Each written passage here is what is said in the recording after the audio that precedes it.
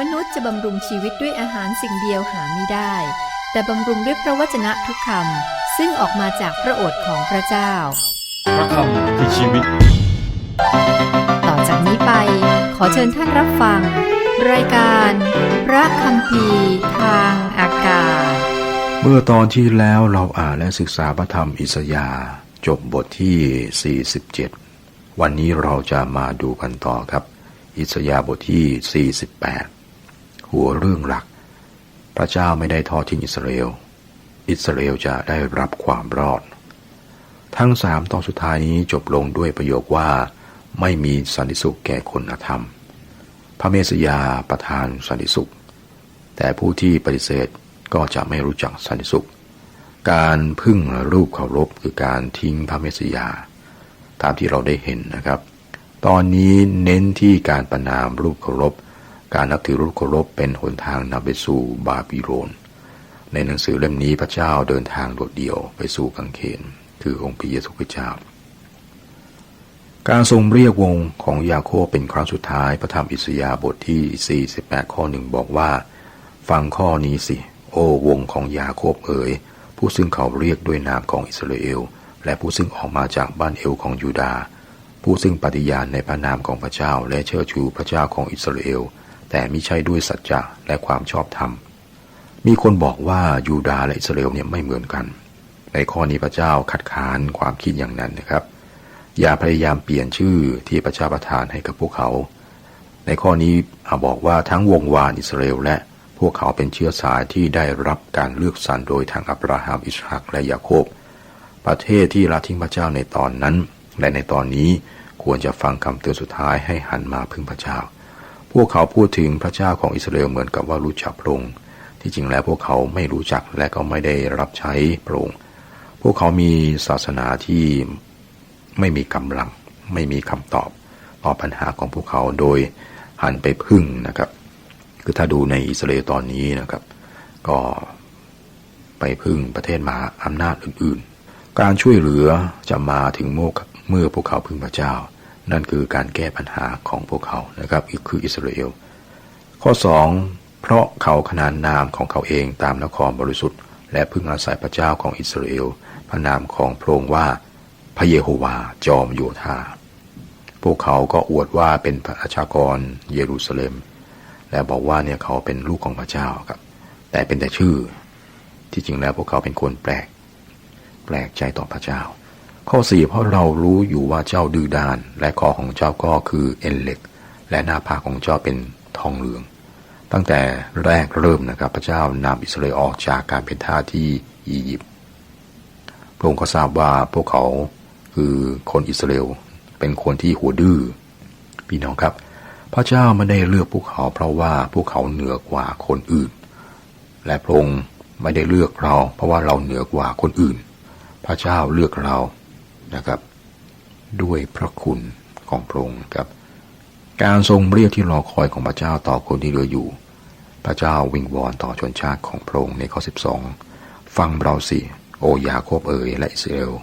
ผู้ซึ่งเราเรียกเราคือพระองค์ทีเดียวเราเป็นต้นและเราเป็นปลาย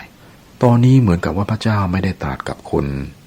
ตรัสกับประเทศอีกครับแต่จำกัดพระคำของพระองค์กับคนที่เหลืออยู่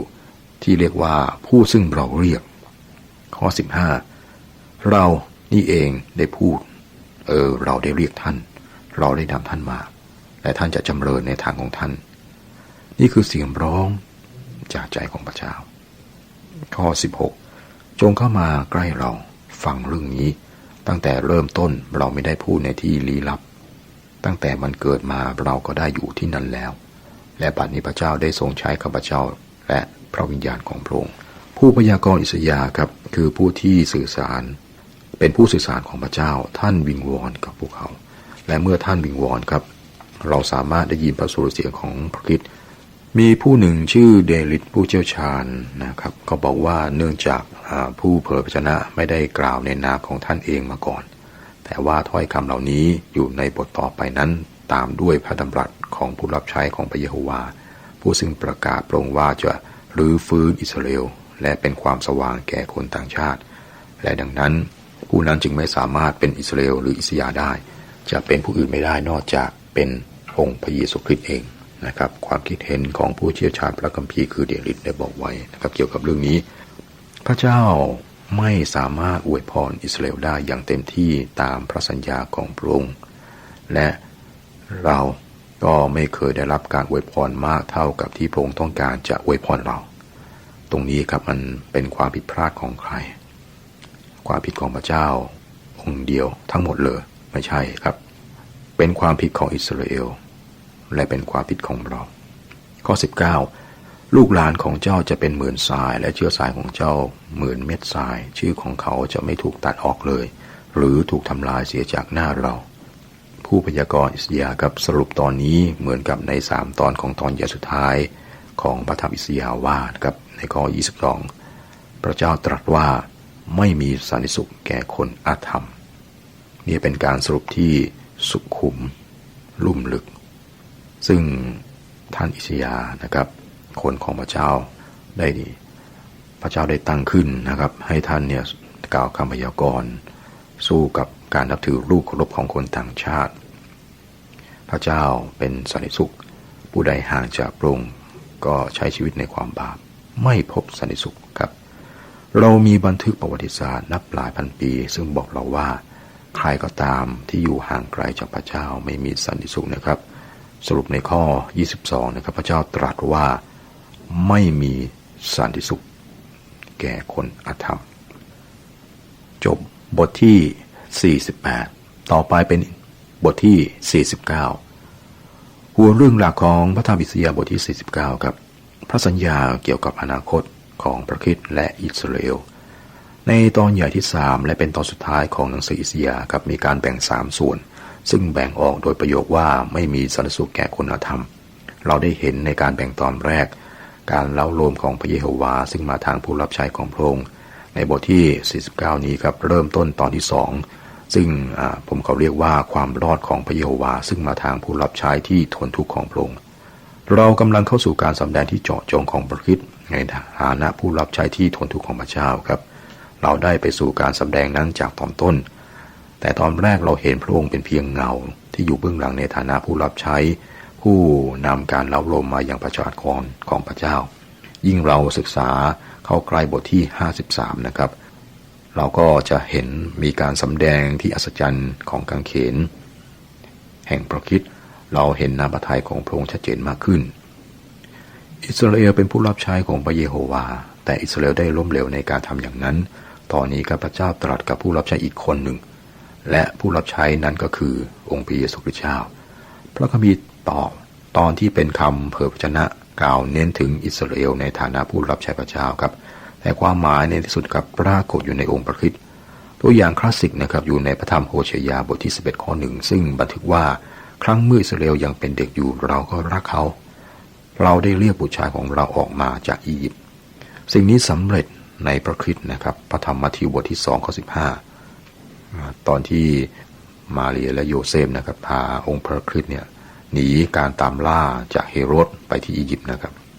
ไปอยู่ที่นั่นแล้วก็กลับมาทีหลังครับพระคริสต์ก็มาจากประเทศนี้ก็สำเร็จนะครับคำสอนของพระคริสต์ต่อโลกนี้เมื่อเราเปิดบทนี้ครับเรากำลังฟังคำสอนของพระคริสต์เหมือนกับที่อัครทูตอัครสาวก12คนได้ฟังพระองค์ในกาลิลีเมื่อเกือบ 2,000 ปีในบทนี้ครับเราเห็นพระคริสต์เคลื่อนออกไปเพื่อเป็นพระผู้ช่วยให้รอดของโลกการเปลี่ยนนี้อิสราเอลไม่ได้ถูกทอดทิ้งเพราะว่าพระเจ้าได้ยืนยันซ้ำถึงความมั่นใจในการกลับคืนสู่แผ่นดินครับไม่มีสิ่งใดในคำสอนที่ล้ำเลิศนี้ของพระคริสต์ครับคือพระองค์ทอดพระเนตรดูโลกในฐานะผู้รับใช้ของพระเจ้าพระคริสต์เสด็จมาเป็นพระผู้ช่วยให้รอดของโลกดังนั้นพระองค์จึงเป็นพระเจ้านะครับผู้สร้างจักรวาลและพระผู้ไถ่ของมนุษยชาติของโลกนะครับของโลกไม่ใช่ประเทศใดประเทศหนึ่งของโลกของทุกคนครับความจริงนี้ทำให้คำสอนนี้สำคัญจริงๆครับพระธรรมอิสยาห์บทที่49ข้อ1บอกว่าโอ้แผ่นดินชาทะเลเอ๋ยจงฟังข้าพเจ้าเจ้าชนชาติทั้งหลายแต่ไกลเอ๋ย พระเจ้าทรงเรียกข้าพเจ้าตั้งแต่ในครรภ์พระองค์ทรงตั้งชื่อข้าพเจ้าตั้งแต่อยู่ในท้องมารดาข้าพเจ้าพระคริสต์เรียกให้ชนชาติทั้งหลายในโลกฟังพระองค์ได้รับพระนามว่าเยซูจีซัสก่อนที่พระองค์จะประสูติและพระนามนี้ถูกประกาศไปทั่วโลกเพราะว่าเป็นพระนามของพระผู้ช่วยให้รอดนะครับข้อ 2พระองค์ทรงทำปากของข้าพเจ้าเหมือนดาบคมพระองค์ทรงซ่อนข้าพเจ้าไว้ในร่มพระหัตถ์ของพระองค์พระองค์ทรงทำข้าพเจ้าให้เป็นลูกศรขัดมันพระองค์ทรงซ่อนข้าพเจ้าไว้เสียในแล่นของพระองค์คำตรัสของพระเยซูคริสต์นะครับถ้าจะเปรียบเป็นพระแสงในพระธรรมยอห์นบทที่7ข้อ46บอกเอาไว้ครับไม่เคยมีผู้ใดพูดเหมือนคนนั้นเลยและในพระธรรมวิวรณ์บทที่19ข้อ15บอกนะครับมีพระแสงคมออกมาจากพระโอษฐ์ของพระองค์คือพระคริสต์เพื่อพระองค์จะได้ทรงฟันฟาดบรรดานานาประชาชาติด้วยพระแสงนั้นครับเป็นการลงโทษประชาชาติโดยพระวจนะของพระเจ้าสังเกตการกำหนดตัวบุคคลนะครับข้อ 3และพระองค์ตรัสกับข้าพเจ้าว่าเจ้าเป็นผู้รับใช้ของเราอิสราเอลซึ่งเราจะได้รับเกียรติในเจ้านี่ก็เป็นจริงสำหรับประเทศอิสราเอลและเป็นจริงสำหรับพระคริสต์เป็นประโยคที่เหลือเชื่อกันข้อ 4แต่ข้าพเจ้าว่าข้าพเจ้าได้ทำงานเปล่าดายข้าพเจ้าเปลืองแรงของข้าพเจ้าเปล่าๆอันนี้จังแต่แน่ละความยุติธรรมอันควรตกแก่ข้าพเจ้าอยู่กับพระเจ้าและค่าตอบแทนของข้าพเจ้าอยู่กับพระเจ้าของข้าพเจ้าแม้ว่าพระคริสต์จะถูกปฏิเสธและดูเหมือนว่าพระองค์ทำงานโดยแบบมาไม่คุ้มหรือว่าเปล่าประโยชน์ครับแต่ความมั่นใจของพระองค์คือพระคริสต์นั้นอยู่ในพระเจ้าแม้แต่ความตายของพระองค์ก็เป็นชัยชนะเป็นชัยชนะที่ยิ่งใหญ่ที่สุดคือชนะความตายและช่วยมนุษย์ให้รอดการเน้นในตอนนี้ครับอยู่ที่ผู้รับใช้ที่ทนทุกข์คือพระคริสต์ในการเสด็จมาบังเกิดของพระเยซูคริสต์เมื่อเกือบ 2,000 ปีพระองค์ไม่ได้รวบรวมอิสราเอลเมื่อพวกเขาปฏิเสธนะครับเมื่อพระองค์เสด็จมาครั้งนั้นพระองค์ก็ทำบางสิ่งที่อัศจรรย์มากกว่านั้นนะครับคือนำความรอดมาอย่างโลกนี้ดังนั้นครับพระประสงค์ของพระเจ้าไม่ได้ถูกขัดขวางโดยแผนการของมนุษย์ข้อ 5และบัดนี้พระเจ้าทรงปั้นข้าพเจ้าตั้งแต่ในครรภ์ให้เป็นผู้รับใช้ของพระองค์เพื่อจะนำยาโคบกลับมาหาพระองค์และเพื่ออิสราเอลจะรวบรวมกันมาอย่างพระองค์เพราะข้าพเจ้าได้รับเกียรติ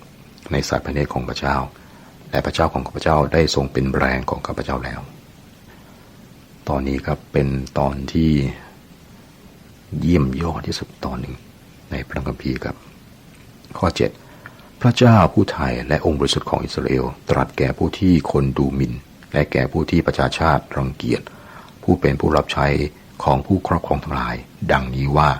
พระราชาจะทอดพระเนตรและทรงลุกยืนบรรดาเจ้านายจะเห็นและเขาทั้งหลายจะกราบลงเพราะเหตุพระเจ้าผู้เที่ยงธรรมองค์บริสุทธิ์ของอิสราเอลผู้ได้เลือกสรรเจ้าอาจารย์เปาโลบอกในทำนองนี้นะครับในพระธรรมโรมบทที่11ข้อ12แต่ถ้าการที่ผู้อิสราเอลละเมิดนั้นเป็นเหตุให้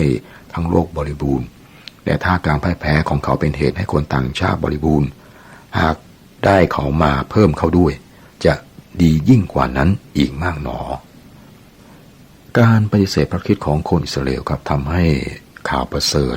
หรือว่าพระกิตติคุณเนี่ยออกไปที่สุดปลายแผ่นดินโลกนะครับลองนึกภาพนะครับ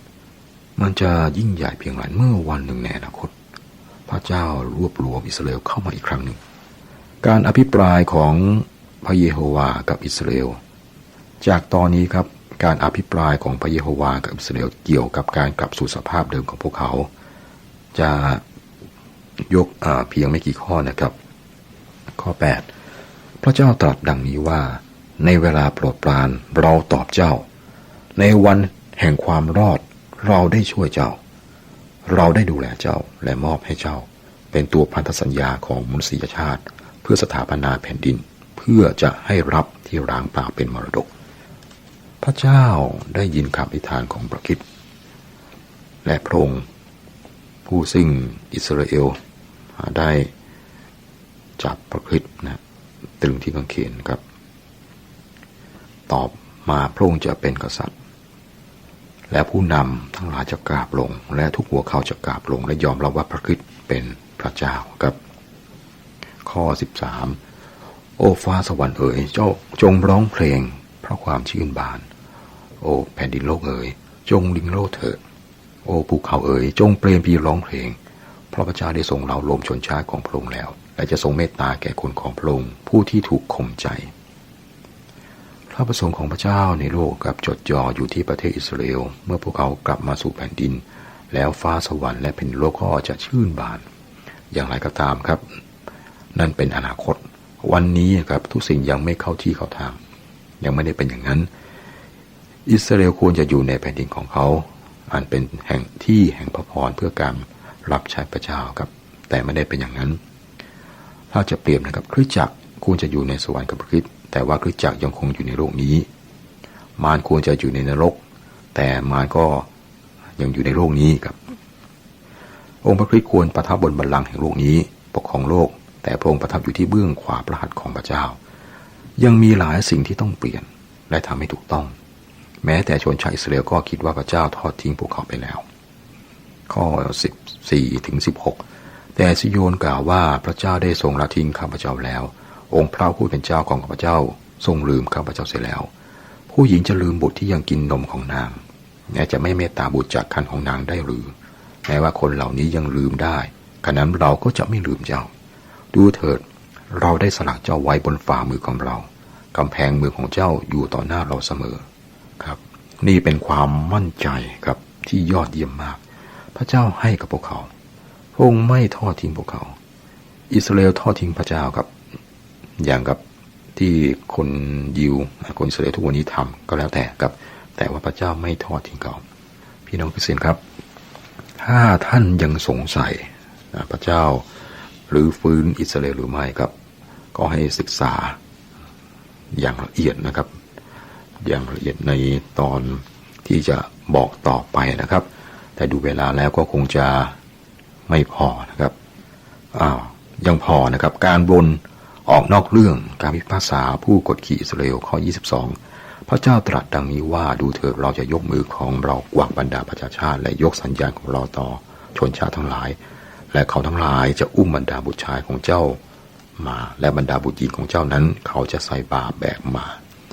พระเจ้าทรงยืนยันกับอิสราเอลว่าคนต่างชาติจะช่วยพระองค์ในการรื้อฟื้นชนชาติอิสราเอลกลับสู่แผ่นดินเป็นครั้งสุดท้ายคนต่างชาติได้ทำให้พวกเขากระจายไปซึ่งทำให้คำพยากรณ์น่าทึ่งมากนะครับอังกฤษได้เปิดแผ่นดินให้กับคนยิวแต่อังกฤษก็เป็นประเทศที่ออกกฎหมายห้ามคนยิวเข้าแผ่นดินดังนั้นพวกเขามาทางเรือโดยไม่ได้รับอนุญาตและพวกเขาได้ถูกขัดขวางด้วยวิธีการทางนามาตั้งแต่ตอนนั้นนะครับมีการข่มเหงเพื่อขับไล่คนยิวออกจากประเทศอื่นๆทั่วโลกอย่างไรก็ตามในวันนั้นในวาระสุดท้ายพระเจ้าจะนำคนยิวคนอิสราเอลนะครับเข้าไปในแผ่นดินของพวกเขาคืออิสราเอลและให้คนต่างชาติเนี่ยนำคนอิสราเอลกลับคืนแผ่นดินรายการพระคัมภีร์ทางอากาศเป็นการศึกษาพระคริสตธรรมคัมภีร์ครับศึกษาพระธรรมอิสยาห์อยู่ตอนนี้ขอพระเจ้าอวยพรสวัสดีครับ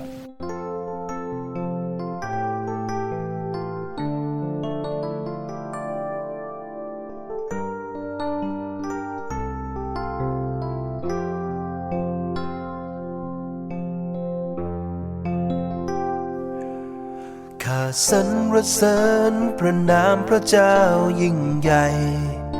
พระนามผู้ทรงเกรียงไกรเหนือนามใดๆที่อยู่ในโลกาข้าร้องบรรเลงบทเพลงสรรเสริญพระเจ้าพระองค์ผู้ทรงช่วยเราพ้นทางจากบาปเราจึงสรรเสริญพระองค์ข้าร้องนมัสการพระองค์เปล่งเสี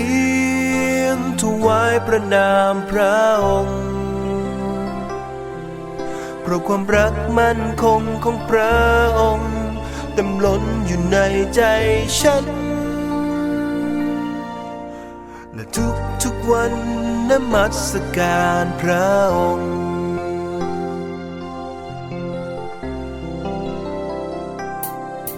ข้ ข้าสรรเสริญพระนามพระเจ้ายิ่งใหญ่พระนามผู้ทรงเกรียงไกรเหนือนามใดๆที่อยู่ในโลกาข้าร้องบรรเลงบทเพลงสรรเสริญพระเจ้าพระองค์ผู้ทรงช่วยเราพ้นทางจากบาปเราจึงสรรเสริญพระองค์ข้าร้องนมัสการพระองค์เปล่งเสียงถวายพระนามพระองค์เพราะความรักมั่นคงของพระองค์เต็มล้นอยู่ในใจฉันและทุกวันนมัสการพระองค์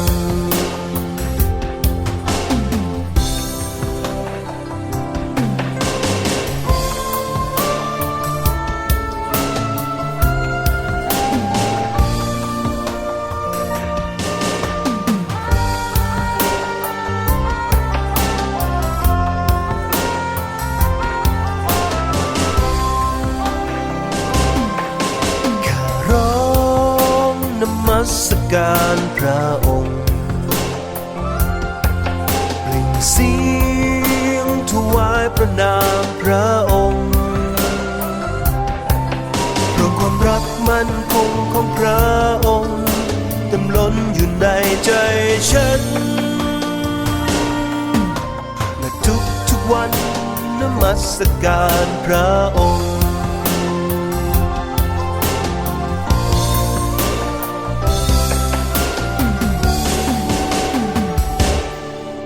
ข้าร้องนมัสการพระองค์เปล่งเสียงถวายพระนามพระองค์เพราะความรักมั่นคงของพระองค์เต็มล้นอยู่ในใจฉันและทุกวันนมัสการพระองค์